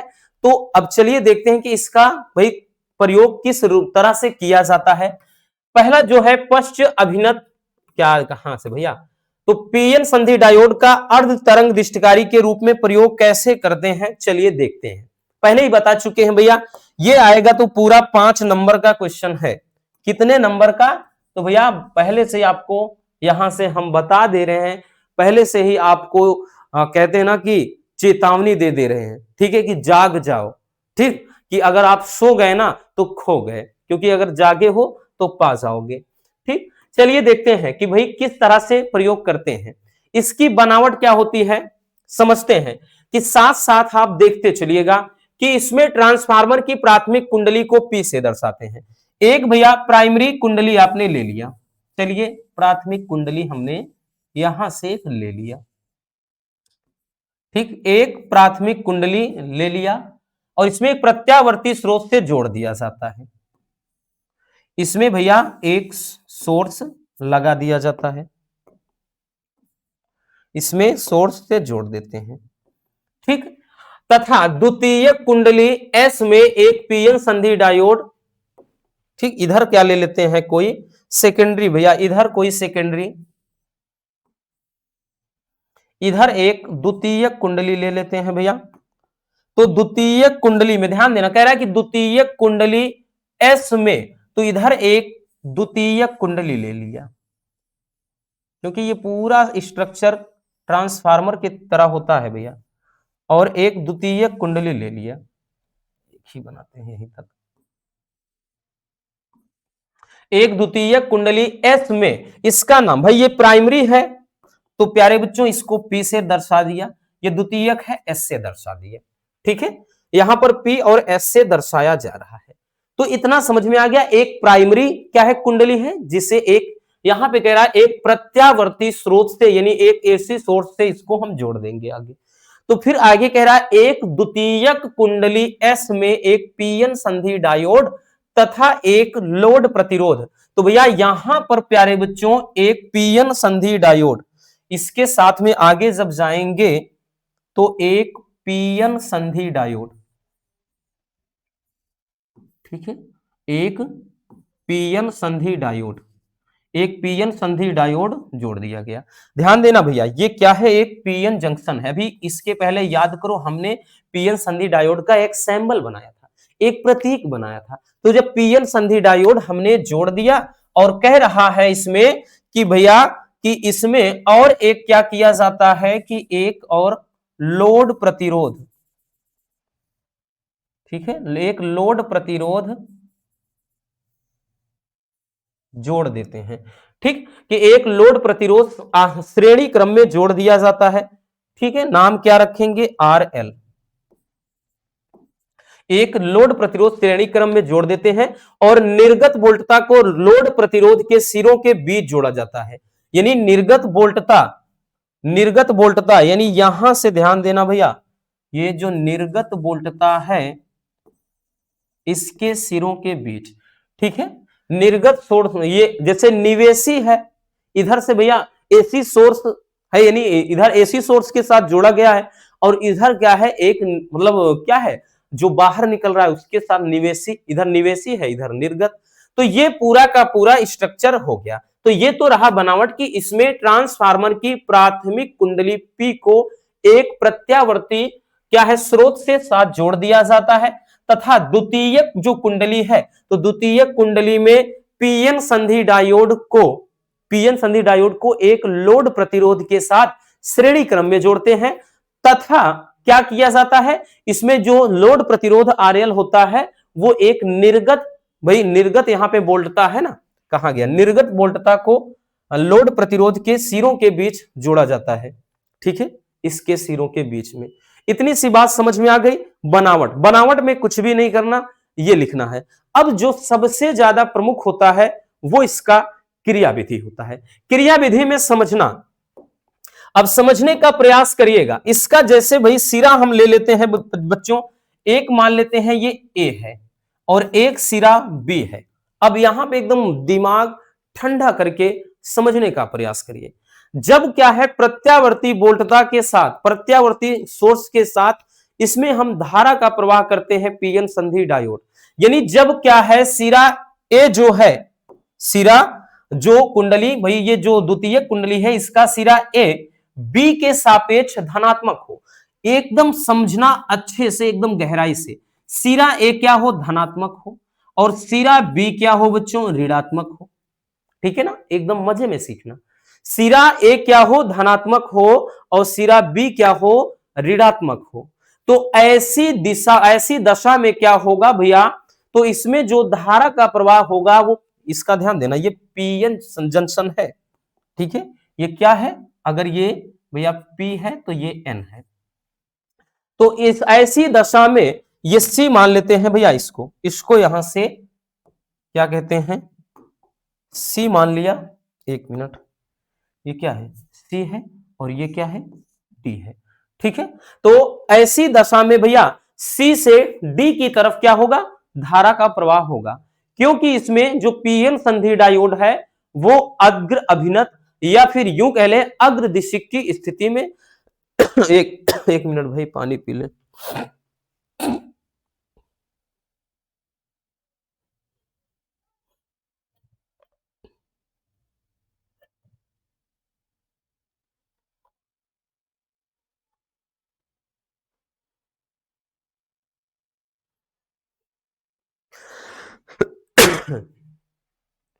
देखिए क्या बताया भैया हमने ये बताया कि जब यहां पर कि कुंडली का सिरा ए बी के सापेक्ष धनात्मक हो जाए, अब जब बी के सापेक्ष यानी इसके सापेक्ष धनात्मक, यानी ए वाला धनात्मक बी वाला ऋणात्मक, तो ऐसे केसेस में जो पीएन संधि डायोड है वो अग्र अभिनत का काम करेगा। क्या करेगा, अग्र अभिनत का, जो कि हमने अग्रदिशिक में देखा है। उसमें यही तो था कि भाई पी क्षेत्र को हमने किसके साथ जोड़ा था, बैटरी के धन सिरे से, और एन क्षेत्र को भैया बैटरी के ऋण सिरे से। तो वही चीज है। तो ऐसे स्थिति में सी से भाई धारा का प्रवाह प्यारे बच्चों सी से डी की तरफ होने लगेगा, समझना। इसीलिए यहीं पर पूरा समझा दे रहे हैं। अब इसमें क्या करेंगे, पूरा भैया आपको अलग से क्रिया विधि में केवल और केवल लिखना कैसे है वही समझाएंगे, क्योंकि यहां समझ गए ना, इसका कार्य विधि जो लंबा चौड़ा लिखा जाता है आप चुटकियों में लिखोगे। तो यहां पर वही चीज बताया कि भले समझिए कि यदि भैया क्या होता है, जो पीएन संधि डायोड है, हमने बताया कि ये अग्रदिशिक में काम कैसे करता है कि इसमें यदि कुंडली जो द्वितीय कुंडली है इसका सिरा ए बी के सापेक्ष क्या है, धनात्मक हो, तो जो पीएन संधि डायोड है ये अग्र अभिनत की स्थिति में हो जाएगा। तो ऐसी स्थिति में क्या होगा कि भैया इसमें सी से डी की तरफ धारा का प्रवाह होगा। ठीक है, या यूं कह लें भैया कि ये क्या होगा कि प्रथम आधे चक्र में भैया ये क्या है, अर्ध मतलब क्या है, अग्र दिश अर्ध क्या बोलते हैं, अर्ध तरंग दिष्टकारी के रूप में प्राप्त मतलब काम करता है। फिर उसके बाद यदि इसी का उल्टा कर दो, अब की बार क्या कर दो कि यदि कुंडली कुंडली ए जो है ये ऋणात्मक हो जाए, कुंडली जो बी है वो धनात्मक। यदि दूसरे आधे चक्र में, समझो, यदि दूसरे आधे चक्र में जो कुंडली ए है वो ऋणात्मक कर दिया जाए और कुंडली बी है वो धनात्मक कर दिया जाए, तो भैया ऐसी स्थिति में जो पीएन संधि डायोड है वो उत्क्रम अभिनत में काम करेगा। और आपको पता है जब पी क्षेत्र को हम बैटरी के ऋण सिरे से जोड़ दें और एन क्षेत्र को बैटरी के धन सिरे से जोड़ दे तो वो पश्चिम दिशिक होता है। तो ऐसी दिशा में, ऐसी दशा में भैया इसमें जो धारा का सी से डी में धारा का प्रवाह नहीं होगा। तो हम ये कह सकते हैं कि इसमें प्रथम आधे चक्र में ही धारा प्रवाहित होती है और दूसरे आधे चक्र में, यानी इसमें जब होगा तो भैया धारा का प्रवाह होगा। ठीक है, प्रवाह होगा, और दूसरे आधे चक्र में जब ये सिचुएशन आएगी तो प्रवाह नहीं होगा, प्रवाह नहीं होगा। समझ में आ गया?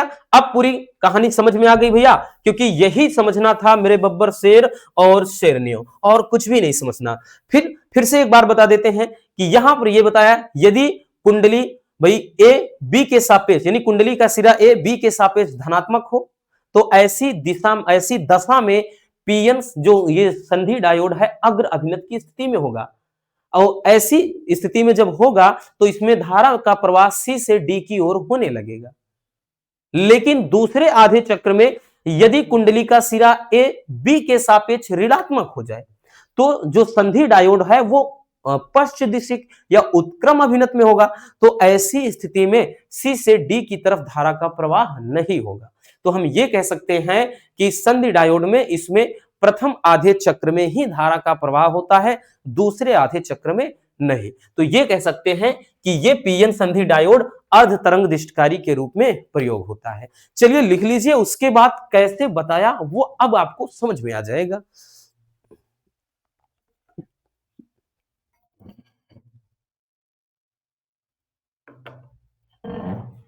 हो गया? अब चलिए समझते हैं। देखिए अब कार्य विधि क्या है, अब तो एकदम मजेदार तरीके से आप लिख लोगे भैया, बताने की जरूरत ही नहीं है रसगुल्लों।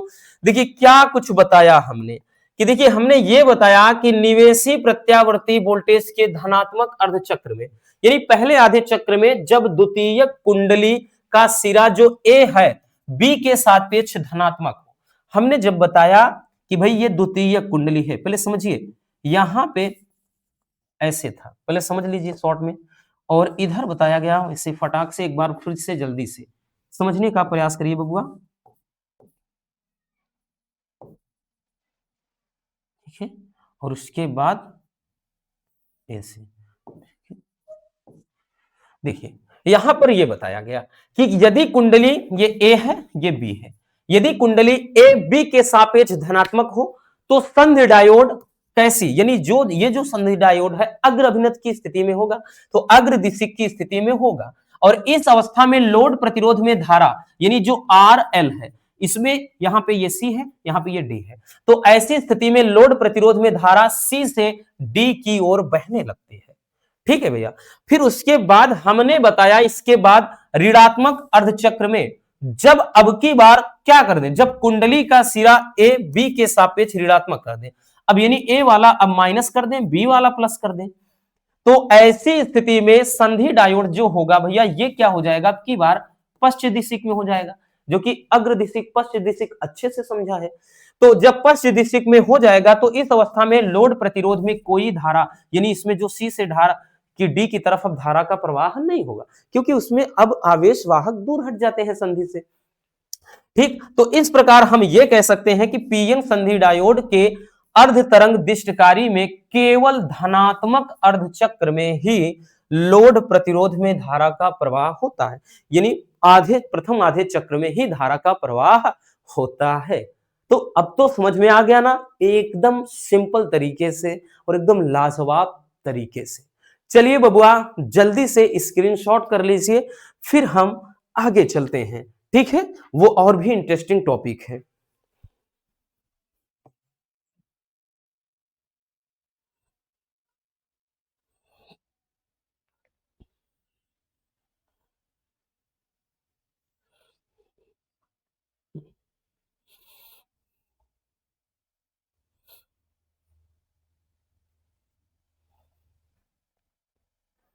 हो गया भैया। चलिए अब देखते हैं बच्चों पीएन संधि डायोड पूर्ण तरंग दिष्टकारी के रूप में। तो इसका भी बस फिगर समझना है, अगर हम हैं तो वो भी बहुत आसान है। चलिए भैया पीएन संधि डायोड पूर्ण तरंग दिष्टकारी के रूप में कैसे काम करता है बच्चों, बहुत सिंपल तरीके से समझना है।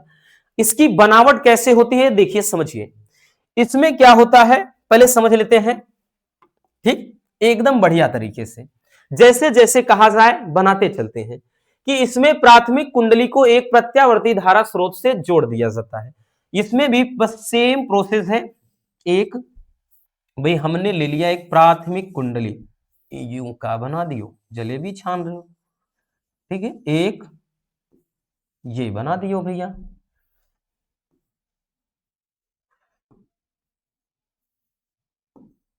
बन गया। ये एक एसी सोर्स से हमने जोड़ दिया इसका। अब उसके बाद क्या करना है बबुआ वो समझना। फिर उसके बाद कह रहा है तथा द्वितीय कुंडली से दो संधि डायोड D1 व D2 जोड़ दिए जाते हैं। लो जी कर लो बात। अब की बार भैया थोड़ा अच्छे से और समझना पड़ेगा, यानी अब की बार इसको थोड़ा बड़े बना ले, बड़ा सा बना देते हैं। ठीक है, यहीं तक बनाते हैं, इतना बड़ा सा भी नहीं। ठीक, यानी इसको पहले अच्छे से बना लिया।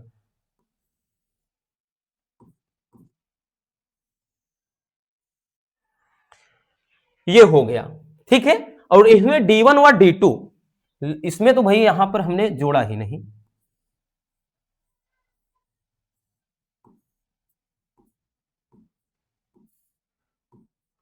D1 व D2 बना दिए।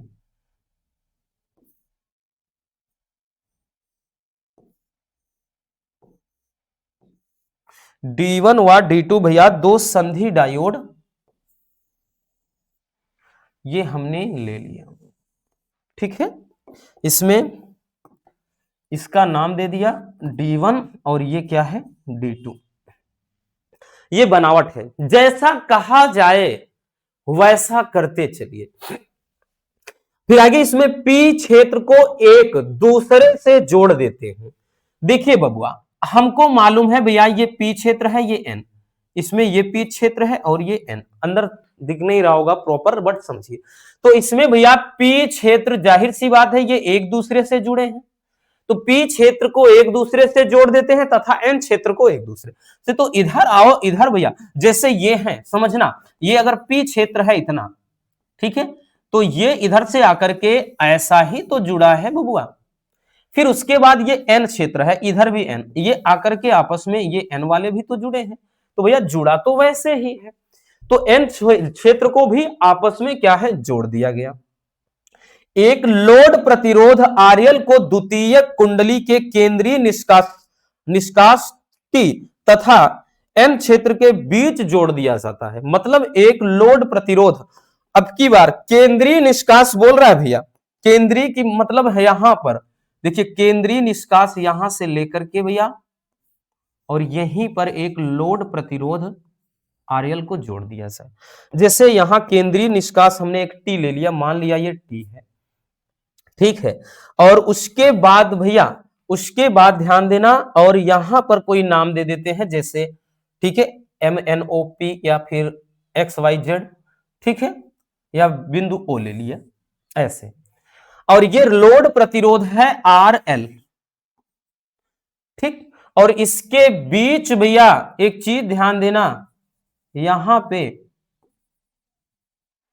इसमें ध्यान दो कि इसमें भैया हम यहां पे C और D मान लेते हैं, C और D भी मान लेते हैं, ठीक है। ये जो निकला है C और D, इतनी सी बात समझ में आ गई। ये पूरा का पूरा बन गया, समझ में आया कि देखिए जो कुछ होता है फिगर होता है, उसके बाद तो आप इसको एकदम मजे में सीखेंगे। हमने यही बताया ना भैया कि इसमें प्राथमिक कुंडली को एक प्रत्यावर्ती, ठीक है, ये प्राथमिक कुंडली है, ठीक, और ये द्वितीयक कुंडली है। और यहां पे एक चीज और ध्यान देना, इसका हमने भाई नाम दे दिया कुंडली का, ये ए से, ये ए है और ये बी है, ठीक है, अपने से नाम दे दिया। अब चलिए इसकी क्रियाविधि को समझते हैं। बनावट जो कुछ था वो आपने देख ही लिया कि हमने बताया कि जो प्रत्यावर्ती, ये क्या कहते हैं, प्राथमिक कुंडली है, एक प्रत्यावर्ती धारा स्रोत से जोड़ दिया। द्वितीय कुंडली में दो क्या है, संधि डायोड है, D1 व D2, और इसमें P क्षेत्र को बताया गया, आपस में जोड़ दिया, तथा बताया गया N क्षेत्र को, उसको भी आपस में जोड़ दिया गया। फिर इसमें कह रहा है कि एक लोड प्रतिरोध RL को द्वितीय कुंडली के केंद्रीय निष्कासन, एक लोड प्रतिरोध RL को, इसमें कह रहा है द्वितीय कुंडली के केंद्रीय, केंद्रीय मतलब इसमें बीचों बीच, ठीक है, यहां पे जोड़ दिया गया है। नाम हमने C और D इसके बिंदु का दे दिया जैसे इसके पहले वाले में भी दिया है, ठीक, तथा ये N क्षेत्र के बीच जोड़ दिया गया है। जाहिर सी बात है भैया, ये इधर क्या है, केंद्रीय निष्कास, यानी इधर आएंगे तो ये इधर से N क्षेत्र ही तो है इधर का, तो इसमें जोड़ दिया गया है। तो इतनी सी पिक्चर हो गई। अब यहां पे देखिएगा भैया, अब हम कार्य विधि या क्रिया विधि को इसी में समझेंगे, ताकि आपको भी क्रिया विधि में वैसे समझ में आ जाए, आप आराम से समझ लो। देखिए अब इस शुरू करते हैं, यहां पर लिखते हैं कि यदि, यहां पर बताएं कि अब जो द्वितीय कुंडली है भैया, कि यदि द्वितीय कुंडली में प्यारे बच्चों सिरा जो ए है, सिरा ए है, वो बी के सापेक्ष क्या है भैया, धनात्मक, क्या हो बबुआ, धनात्मक हो, तो ऐसी सिचुएशन में ये पीएन संधि डायोड क्या होगा, अग्र अभिनत में होगा। ठीक, समझने का प्रयास करिएगा, नहीं तो थोड़ा गड़बड़ हो जाएगा, क्योंकि अब की बार यहां पे दो दो संधि डायोड है। देखिएगा, कह रहा है कि सिरा ए जो है, जो सिरा ए है भैया, कह रहा है जो सिरा ए है वो धनात्मक हो और जो बी है वो ऋणात्मक हो। तो जाहिर सी बात है, ऐसी स्थिति में जब भाई पीएन संधि डायोड क्या हो जाएगा, अग्र अभिनत की स्थिति में होगा। क्यों होगा, क्योंकि जाहिर सी बात हमने बताया है अग्रदिशिक में कि उसमें पी क्षेत्र को बैटरी के धन सिरे से जोड़ते हैं, तो वही क्षेत्र मतलब ए मान लेते हैं बैटरी का धन सिरा है, तो वही चीज है कि जब क्या है भैया, द्वितीय कुंडली में इस जो सिरा है बी के सापेक्ष धनात्मक हो, यानी ए धनात्मक हो बी ऋणात्मक, तो ये अग्र दिशिक में हो जाएगा। और हमको पता है कि जब अग्र दिशिक में होता है प्यारे बच्चों, तो जो D1 होगा वो चालन स्थिति में हो जाएगा, यानी ये एक्टिवेट हो जाएगा। यानी जो D है भैया, इसमें क्या है प्यारे बच्चों, धारा का प्रवाह होने लगता है C से D की तरफ, किसमें, C से D की तरफ इसमें धारा का प्रवाह होने लगता है। यानी प्रथम आधे चक्र में ये जो D1 है ये अग्र अभिनत की स्थिति में होगा, लेकिन जो D2 है ये पश्च अभिनत की स्थिति में होगा, क्योंकि भैया इसमें P क्षेत्र क्या है, ऋण सिरे से जुड़ा हुआ है, और जब P क्षेत्र ऋण सिरे से जुड़ा होता है तो वो क्या होता है, उत्क्रम अभिनत। तो ऐसी अवस्था में ये पहले आधे चक्र में जो D1 है वो मतलब क्या, चालन स्थिति में होगा, यानी D1 चालू हो जाएगा। तो पहले अर्ध चक्र में क्या है, संधि डायोड जब चालन स्थिति में होगा, यानी इसमें धारा का प्रवाह होने लगता है C से D की तरफ। अब उसके बाद हम कहेंगे कि यदि दूसरे स्थिति में, अब देखेंगे भैया कि यदि कुंडली बी, मतलब यदि कुंडली द्वितीय कुंडली में जो कुंडली ए है वो बी के सापेक्ष क्या हो भैया, ऋणात्मक हो जाए, यानी अब की बार प्यारे बच्चों क्या हो गया, अब की बार भैया यानी बी वाला हमने बताया ना, इसी का उल्टा, एक मिनट क्या हो रहा है, हाँ, यदि अब की बार जो बी है वो क्या हो जाए धनात्मक और ए क्या हो जाए ऋणात्मक, ठीक है, उसी का उल्टा वही चीज बोल रहा है, यानी एक बार ए धनात्मक बी ऋणात्मक, अब की बार भैया बी मतलब बी धनात्मक ए ऋणात्मक कर दो। तो यहां कह रहा है कि अब जाहिर सी बात है अगर बी प्लस है तो पी वाला सिरा अगर हम बैटरी के धन ही सिरे से जोड़ रहे हैं तो दूसरे आधे चक्र में अब जब सिरा बी वाला धनात्मक हो जाएगा तो ऐसी स्थिति में आप सभी जानते हैं कि भैया ये जो D2 है ये चालन स्थिति में हो जाएगा और इसमें जो धारा का प्रवाह होगा वो भी C से D की तरफ, और इसमें अब की बार जो D1 है वो पश्चाभिन्नत की काम करेगा। मतलब जब पहले भैया हमने जोड़ा, पहले ये ए था बी था, तो पहले आधे चक्र में ये अग्र अभिन्नत की स्थिति में था D1 और D2 पश्च अभिन्नत की स्थिति में था, यानी पहले आधे चक्र में D1 में धारा बहती थी D2 में नहीं। फिर जब दूसरे भाई हमने आधे चक्र में फिर से अब जब कुंडली का सिरा B प्लस मान लिया तो दूसरे आधे चक्र में जो D2 है वो अग्र अभिन्नत का काम करेगा और D1 है वो पश्च अभिन्नत बन जाएगा। तो ऐसी स्थिति में दूसरे आधे चक्र में अब धारा बहेगी और यानी D1 में, और जबकि अब D2 में धारा नहीं बहेगी, तो यानी अब की बार ये अग्र अभिन्नत का काम करेगा, ये वाला पश्च अभिन्नत की काम करेगा, तो यानी इसमें अब धारा बहेगी इसमें नहीं। तो ये कह सकते हैं फाइनल हमारा मतलब यहां से जो निकला निष्कर्ष कि जो उत्क्रम अभिन्नत होता है यानी इसमें पूर्ण तरंग दिष्टकारी होता है, पूर्ण तरंग दिष्टकारी में पहले आधे चक्र में भी धारा बहेगी और दूसरे आधे चक्र में भी धारा बहेगी। तो इसी तरह इसमें क्या होते हैं, दोनों स्थितियों में धारा का प्रवाह होता है। कुछ समझ में आया मेरे बब्बर शेर और शेरनियों? चलिए फिर से हम एक बार वैसे समझ लेते हैं, ठीक है। कुछ नहीं करना, हमने क्या बताया, यानी दूसरे आधे चक्र में भी क्या है भैया, सी से डी की तरफ धारा बहने लगेगी, ठीक है भैया। इस तरफ से देखिए हमने ये बताया कि जब भाई द्वितीय कुंडली का सिरा ए बी के सापेक्ष धनात्मक हो तो ऐसी स्थिति में D1 अग्र अभिन्नत की स्थिति में होगा जबकि D2 पश्च अभिन्नत की स्थिति में होगा, और ऐसी स्थिति में इसमें क्या है हो जाएगा कि भैया D1 में C से D की तरफ बहेगी धारा और D2 में नहीं बहेगी। जब फिर हमने बताया कि दूसरे आधे चक्र में यदि B को धनात्मक मान लिया जाए, A को ऋणात्मक, तो ऐसी स्थिति में अब D2 अग्र अभिन्नत का काम करेगा और D1 पश्च अभिन्नत बन जाएगा। तो ऐसी मतलब दशा में D2 में धारा का प्रवाह होगा और इसमें भी C से D की तरफ ही होगा, और जबकि दूसरे मतलब ये D1 है इसमें अब धारा का प्रवाह नहीं होगा। यानी पहले आधे चक्र में D1 में धारा बहती थी, दूसरे अर्ध चक्र में D2 में धारा बहती थी।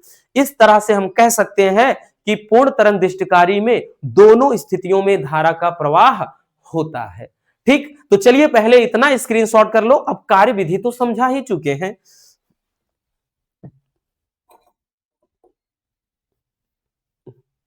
हो गया भैया? चलिए बबुआ, अब देखिए कुछ करने की जरूरत नहीं है, अब जो कुछ था हमने अच्छे से समझा दिया, वही यहां लिखा हुआ है भैया। हमने क्या बताया बच्चों आपको, यही तो बताया कि निवेशी प्रत्यावर्ती वोल्टेज के धनात्मक अर्ध चक्र में जब द्वितीय कुंडली का सिरा ए बी के सापेक्ष धनात्मक होता है तो संधि डायोड D1 अग्रदिशिक की स्थिति में होगा, ठीक है। इस अवस्था में D1 से धारा C से D की ओर बहेगी, और जबकि प्यारे बच्चों D2 क्या है, इसमें धारा का प्रवाह शून्य होगा, यानी इसमें धारा नहीं बहेगी। यही तो समझाया आपको, यही तो समझाया था भैया कि यहां पर हमने द्वितीयक वाली कुंडली में क्या बताया था। इधर प्यारे बच्चों जो बताया गया था भैया कि इधर जो भी समझना, पहले इसको समझ लेते हैं अच्छे से। हमने आपको यही बताया कि भाई पहले वाले में जब बहेगा इसमें D1 में धारा बहेगी, इसमें नहीं बहेगी पहले आधे चक्र में। तो यहां पर वही तो कह रहा है कि जब A धनात्मक था, ए धनात्मक था, तो ऐसी स्थिति में D1 अग्र अभिनत में होगा, D2 पश्च अभिनत में। तो इसमें भैया C से D की तरफ बहेगी, यहां से C था, यहां D था, इसके बीच एक लोड प्रतिरोध था, तो यहां वही चीज कह रहा है। और यहां D2 में, ये जो D2 है इसमें धारा नहीं बहेगी। फिर उसके बाद कह रहा है कि इसी प्रकार ऋणात्मक अर्ध चक्र में, यानी दूसरे आधे चक्र में जब सिरा A B के सापेक्ष ऋणात्मक हो जाए, यानी अब की बार B वाला प्लस हो जाए, ये वाला माइनस हो जाए, तो ऐसी स्थिति में क्या हो जाएगा, D2 अग्रदिशिक, यानी अब की बार भैया ये अग्रदिशिक का काम करेगा, ये जो D1 मतलब है ये पश्चिम दिशिक का काम करेगा। तो इसमें होगा क्या भैया, D1 क्या होगा, पश्चिम दिशिक। तो इस अवस्था में D2 में C से D की तरफ यानी अब की बार D2 में धारा बहेगी और D1 में नहीं बहेगी। ठीक, तो यहां पर अब हम ये कह सकते हैं, यानी D1 में धारा प्रवाह शून्य होता है। इस प्रकार दोनों संधि डायोड क्या होते हैं, इसमें चालन की स्थिति में होते हैं। ठीक, चलिए जल्दी से नोट कर लीजिए, ठीक है ना।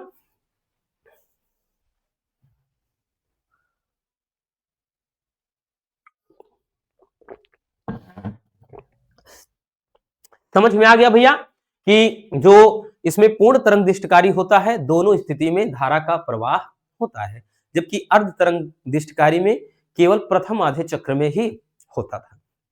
ठीक, तो बस आज के इस वीडियो में इतना ही। उम्मीद है मेरे प्यारे रसगुल्लों को, या यूं कह लें मेरे बब्बर शेर और शेरनियों को, अच्छे से ये वीडियो समझ में आ गया होगा। ठीक है, अगर वीडियो पसंद आई हो तो प्यार से एक लाइक जरूर कर देना, नए हैं तो चैनल को सब्सक्राइब जरूर कर लीजिए, ताकि ऐसे मजेदार टॉपिक आप तक रेगुलर पहुंचते रहें। Love you, bye bye, take care. और हाँ, एक प्यारा सा कमेंट बॉक्स में छोड़ दीजिएगा।